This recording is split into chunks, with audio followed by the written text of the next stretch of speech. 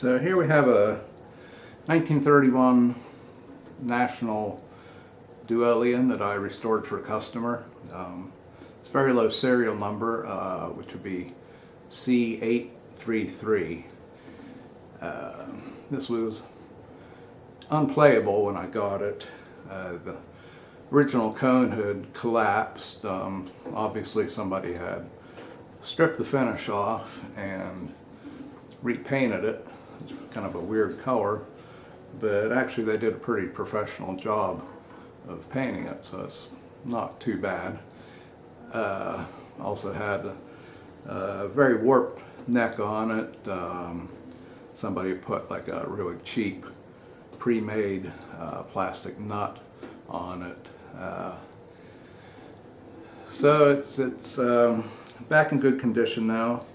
I put a straighten the neck, I put a carbon fiber truss rod into it. I made a new ebony fretboard.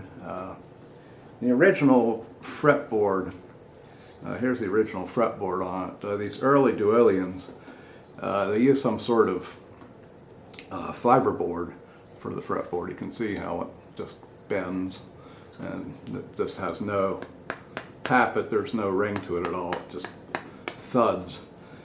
So we decided that new fretboard would make it much more playable.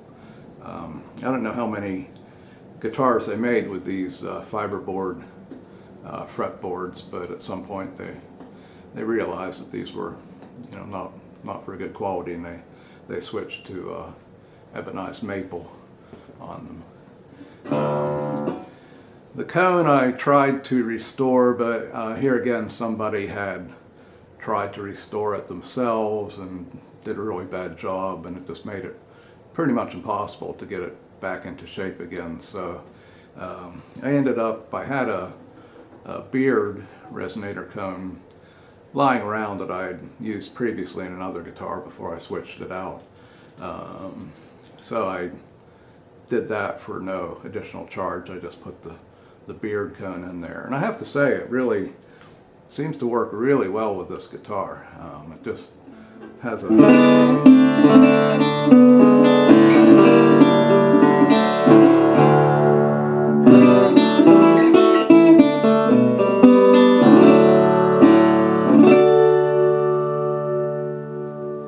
just rings really nice, really punchy. Still has the original tuners on it. Headstock, thankfully nobody messed with. Had to do pretty considerable neck reset on it, and what I did, because the neck had to be set back quite a bit, I put a ebony tapered shim underneath the fretboard so there wasn't a big fall off whenever it hits the body. And like I say, the customer didn't mind the finish on it. If it was mine, I probably would have stripped it down to bare metal, but kind of grows on me.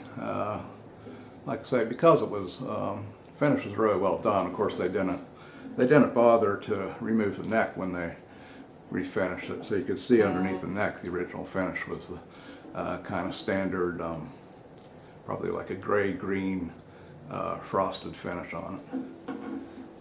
And so there it is, pretty cool guitar.